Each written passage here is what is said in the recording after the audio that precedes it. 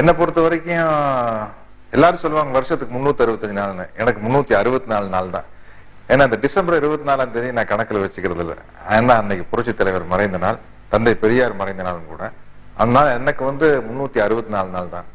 அதில் ரொம்ப ஸ்பெஷலான ஒரு நாள் நான் நினைக்கிறது ஜனவரி 14ஆம் தேதி தான். அது நம்மள மாதிரி கோடிக்கணக்கான எம்ஜிஆர் ரசிகர்களுக்கு வானத்துல வால் நட்சத்திரம் தோற்றுன மாதிரி அந்த நாள் புரட்சி தலைவர் எம்ஜிஆர் அவர்களுடைய பிறந்த நாள். என்னை பொறுத்த வரைக்கும் ஒரு மனிதனை வழிநடத்தி செல்வதற்கு புரட்சி தலைவர் எம்ஜிஆரின் பாடல்கள் மட்டுமே போதும் அப்படிங்கிறது என்னுடைய தாழ்மையான கருத்து.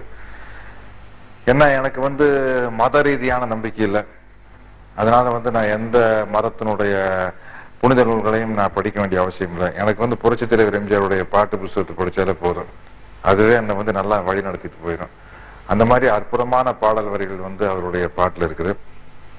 சில பேர் நினைக்கலாம் அது பட்டுக்கோட்டை கல்யாண சுந்தரம் மாதிரி, கவிஞர் கண்ணதாசன் மாதிரி, வாலி மாதிரி, புலமை புத்தன் மாதிரி, மருதகாசி மாதிரி, இன்னும் இல்லை எத்தனையோ ஒரு மிகப்பெரிய கவிஞர்கள் எழுதுனதுனால தான் அந்த பாட்டுக்கு புகழ் கிடைச்சது அப்படின்ட்டு அப்படி மட்டும் சொல்லிட முடியாது. ஏன்னா அந்த மாதிரி கவிஞர்கள் எத்தனையோ நடிகர்களுக்கு எழுதியிருக்காங்க.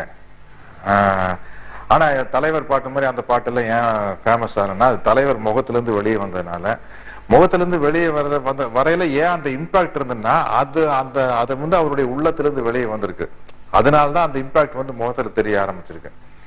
இப்போ என்ன பொறுத்த வரைக்கும் தலைவருக்கு புரட்சி தலைவர், புரட்சி நடிகர், மக்கள் திலகம், பொன்மனச்செம்மல் எத்தனையோ பேர் இருக்கு.